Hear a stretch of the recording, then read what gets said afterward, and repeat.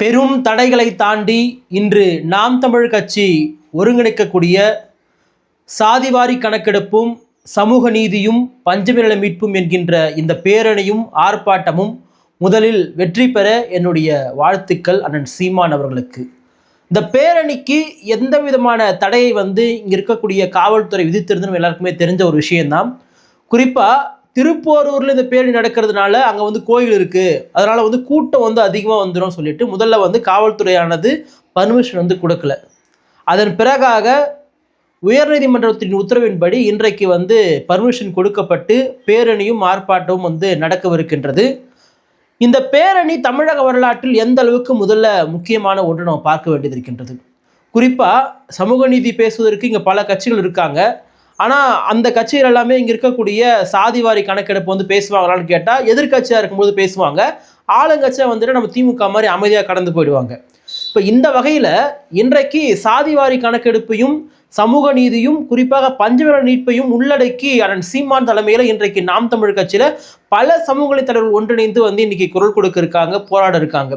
குறிப்பாக இந்த பஞ்சமிநல மீட்புக்கான போராட்டத்தை யாரெல்லாம் முன்னெடுத்திருக்காங்கன்னா பட்டியல் சமூக மக்களுடைய கட்சி என்று அறியப்பட்டிருக்கக்கூடிய தலித் மக்களுக்கான கட்சிகள் தான் இங்கே இருக்கக்கூடிய பஞ்சமிநல மீட்பை முதல்ல எடுத்தாங்க. குறிப்பாக அதற்காக 2 பேர் சுடப்பட்டு இந்த அரசால் சுடப்பட்டு மரணம் எழுந்தாங்க. இங்கே இருக்கக்கூடிய தமிழக அரசால் மரணத்தை எழுந்தாங்க செங்கல்பட்டில்.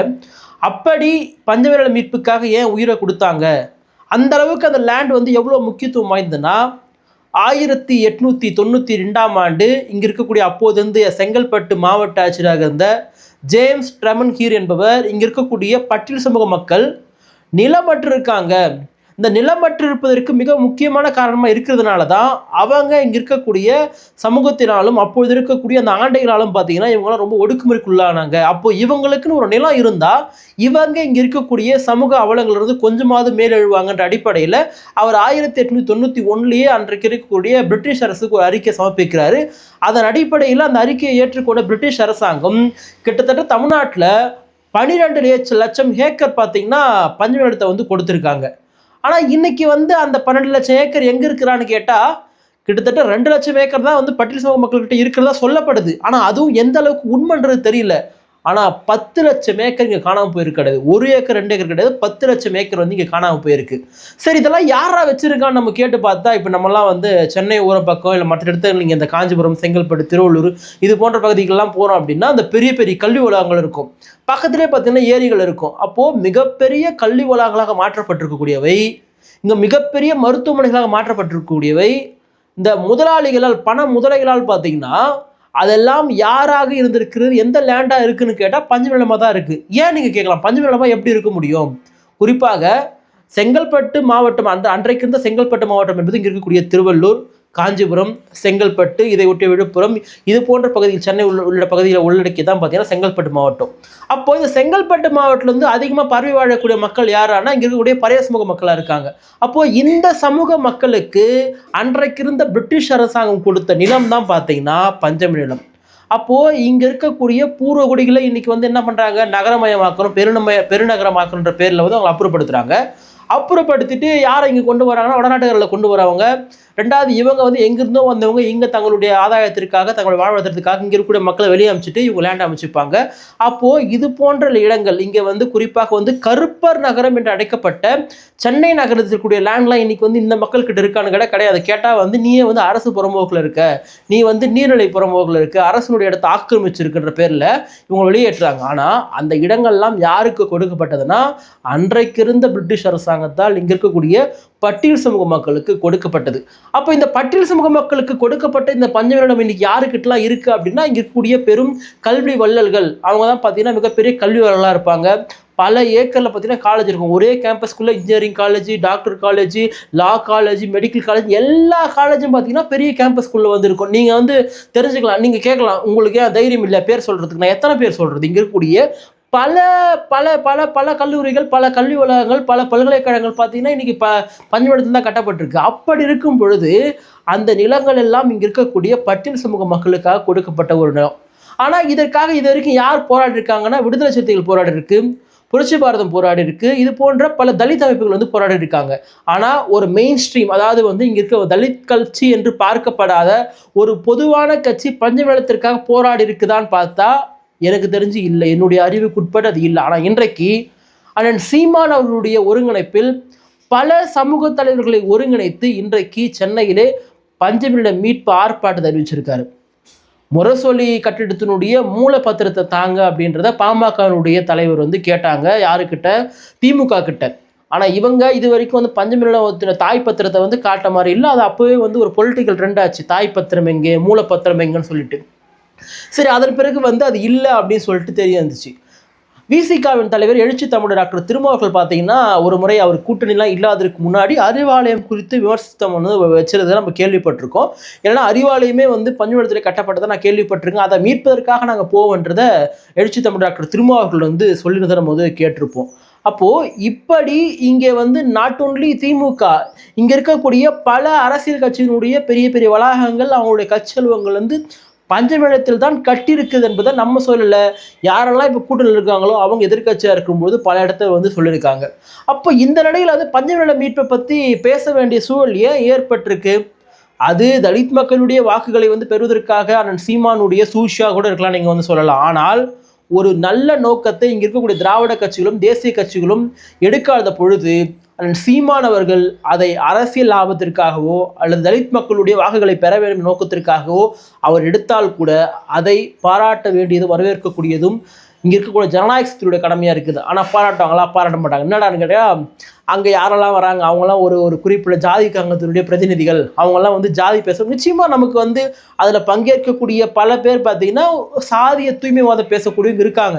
ஆனால் அவர்கள் வந்து அங்கே வந்து பங்கேற்கிறாங்க, அந்த மேடையை பகிர்ந்து கொள்கிறாங்க, அங்கே பேசுகிறாங்கன்ற காரணத்துக்காக அந்த ஒட்டுமொத்த நிகழ்வையுமே நம்ம சுருக்கிறதோ அதை எதிர்க்கிறதுமே சரியான ஒன்றா இருக்காது. ஆனால் இந்த ஒரு ஆர்ப்பாட்டத்துக்கும் பேரணிக்குமே பாருங்கள், காவல்துறை ஆரம்பத்திலேருந்து பர்மிஷன் கொடுக்கல. கோயில் இருக்குன்னு சொல்கிறாங்க, பேரணி போனால் பிரச்சனை வந்துட்டு சொல்கிறாங்க, கூட்டம் அதிகமாக சேர்ந்துன்னு சொல்கிறாங்க.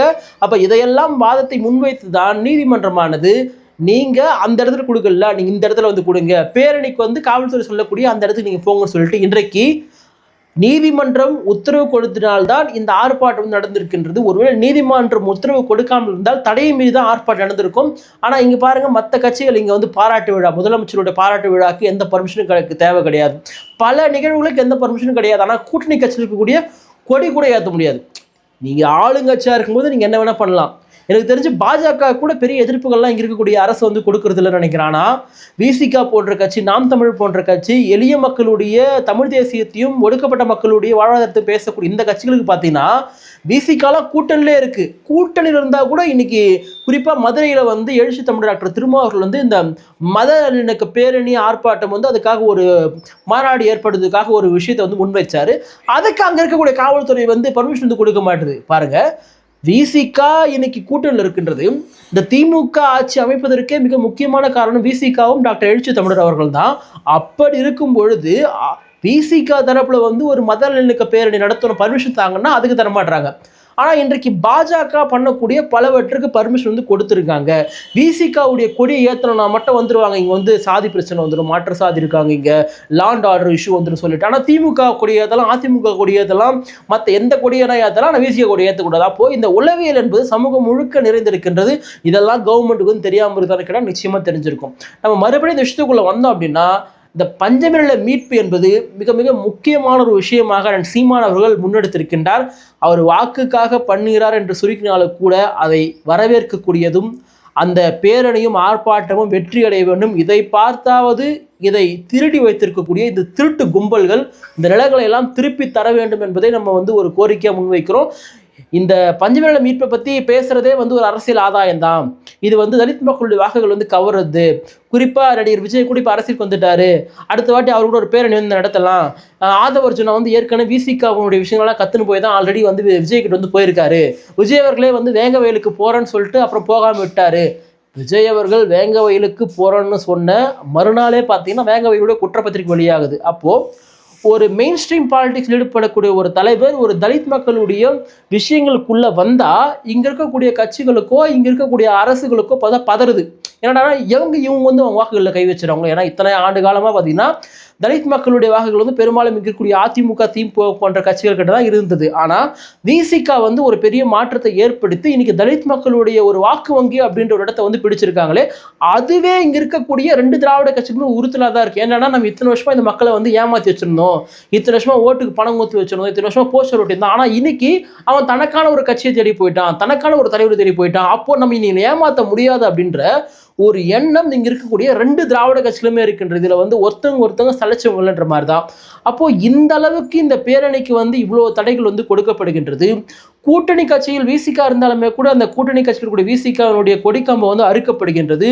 எழுச்சி தமிழர் வந்து வைக்கக்கூடிய அவருடைய பேரணிக்கு வந்து அனுமதி வந்து மறுக்கப்படுகின்றது. இவையெல்லாம் தாண்டி தான் இங்கு இருக்கக்கூடிய 2 திராவிட கட்சிகளை வந்து எதிர்த்து அரசியல் செய்ய வேண்டிய நிர்பந்தமும் தேவையும் சூழலும் இங்க இருக்கக்கூடிய எல்லா கட்சிகளுமே இருக்கின்றது. அதனால் இன்றைக்கு அண்ணன் சீமான் அவருடைய தலைமையில் இன்றைக்கு நடத்திருக்கக்கூடிய இந்த சாதிவாரி கணக்கெடுப்பும் இந்த சமூக நீதி பேரணியும் குறிப்பாக பஞ்சமில மீட்பு ஆர்ப்பாட்டமும் வெற்றியடைய நமது ஊடகத்தின் சார்பாக வாழ்த்துகிறோம். பேரணியானது வெற்றி பெற வேண்டும். நன்றி, வணக்கம்.